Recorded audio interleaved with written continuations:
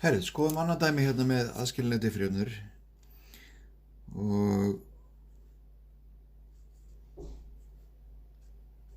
segjum að við erum með svona. Ok, og við förum gegnum þessi skref aftur. Fyrst er að breyta rithætti. Þá skrifum við dx í staðinn fyrir diffrað. Skref 2 er að aðskilja breytunar. Þannig hérna er Þannig ég þarf að taka þetta hérna dx og færa það yfir. Þannig ég margfalda hérna með dx, margfalda hérna með dx.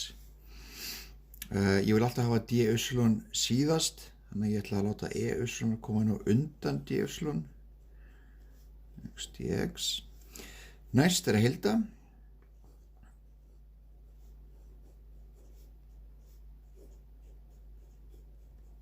Ef ég heilda e þá fá ég bara e-vildin heilda x og fá ég hálft x í öðru, fá ég pluss k. Fjórða og síðast skrefið það er að einangra ið. Þannig að núna er í einhverju veldi hérna.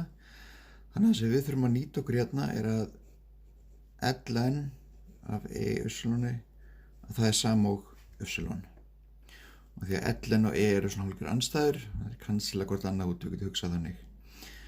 Þannig að sem ég gerir hérna, ég ætla að taka ln báðum einn, ég tek ln af þessu og tek ln af hálft x í öðru pluss k.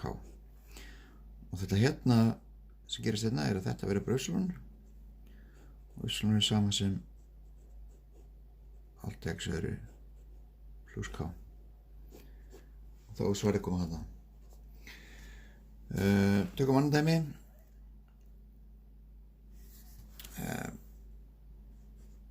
Diffrað er sama sem sem x í öðru. Fyrsta skrefið, breyta rithætti. Skref 2, aðskilja breytunar.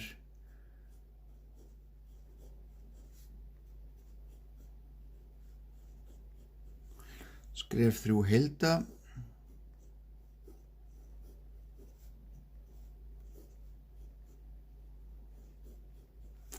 Ef ég heilda 1 deilt með þá fá ég ln af Þetta verður 1/3 x í 3 pluss k. Ok, núna lendi ég í svipum vandamálum er að ég er með hérna inn í þessu ln og þá getur ég nýtt með það að í veldinu ln af er sama og eins og áðan og ln er alveg andstæður að kansla hvort annað út. Þannig að ég ætla að taka þessa línu og setja allt í veldi á Þannig að þetta verður ln af Þetta verður í veldinu 1/3 x í 3 pluss k. Þetta verður bara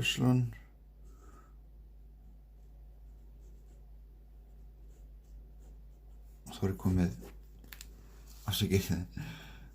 svarið hérna. Einu sem gerist hérna var bara að hérna er og ln kansla hvort annað út, eftir er bara